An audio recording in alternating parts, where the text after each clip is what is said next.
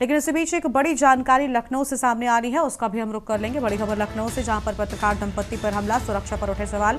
लखनऊ में पत्रकार दंपत्ति पर हमला, बड़ी जानकारी आपको बता रहे हैं।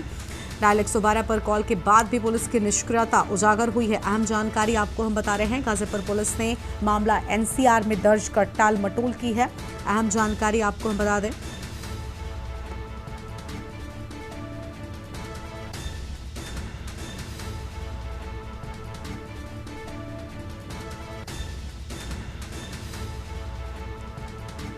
पुलिस और अपराधी की साठगांठ का खुलासा, बड़ी जानकारी आपको हम बता दें।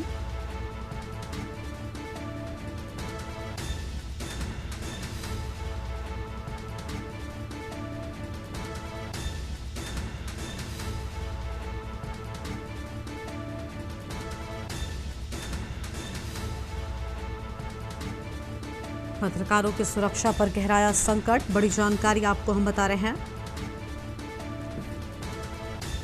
और इसी खबर पर बातचीत के लिए हमारे साथ सलाहकार संपादक केबक सिंह साहब जुड़ चुके हैं। सिंह साहब, पूरी जानकारी क्या है, क्योंकि जो घटना सामने आई है वाकई परेशान कर देने वाली है। पत्रकार दंपत्ति पर हमला किया गया, लेकिन उसके बाद कहा यह जा रहा है कि जो अपराधी हैं और पुलिस से उनके बीच कुछ साठगांठ का भी मामला उठ रहा है।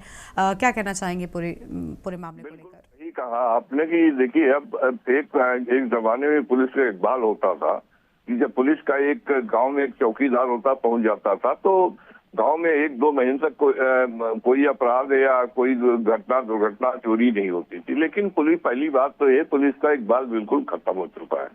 और दूसरी बात ये मैं कहना चाहता हूँ कि पत्रकार ये चौथा स्तंभ होता है। जब उसमें कोई दुर्व्यवहार, अत्याचार या कुछ भी होता है तो पुलिस प्रशासन पहले से सतर्क रहता था। लेकिन अब पुलिस अपराधियों की साठगांठ हो गई है कि राजधानी, जहां प्रदेश की राजधानी लखनऊ है, वहां मुख्यमंत्री भी रहते हैं, प्रमुख सचिव गृह भी रहते हैं, सारे नेता रहते हैं, उप मुख्यमंत्री मंत्री रहते हैं। वहां पे ऐसी घटना रात के 12 बजे हो जाए और उस पे पुलिस को याद दिलाने के बाद कि हमारे साथ एक घटना घटी, पुलिस मौन हो जाती है।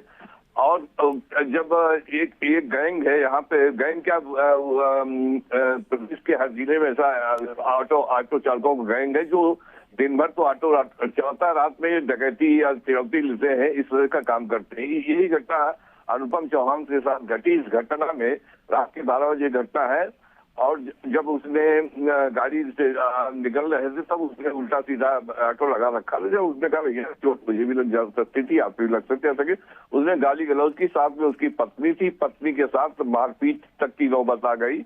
उसने अपनी इज्जत बचा किसी तरह से ऑटो वाला उधर गया और ये दूसरी तरफ गए और पुलिस चौकी गए। पुलिस चौकी पे गए और तब वे ऑटो वाले कहने लगे कि साहब अभी तुमको बताते हैं, वो एक पूरा गैंग बुला लिया 15-20 आदमियों का।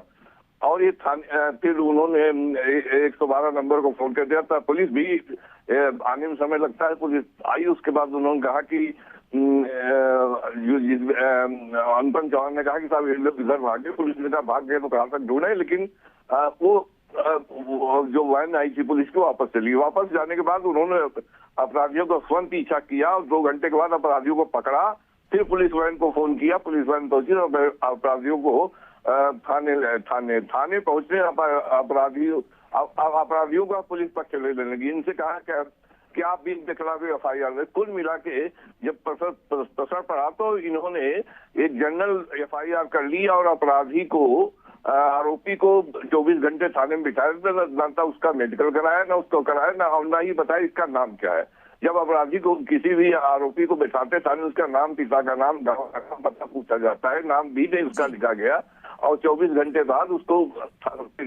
तो इस तरह से पत्रकारों में काफी खौफ है। ये दुर्भाग्यपूर्ण घटना है, इसमें लगाम लगनी चाहिए। गरिमा, बहुत शुक्रिया सिंह साहब आपका हमारे साथ जुड़ने के लिए और अहम जानकारी के लिए। बड़ी खबर आपको बता दें, पत्रकारों की सुरक्षा पर संकट गहराया है।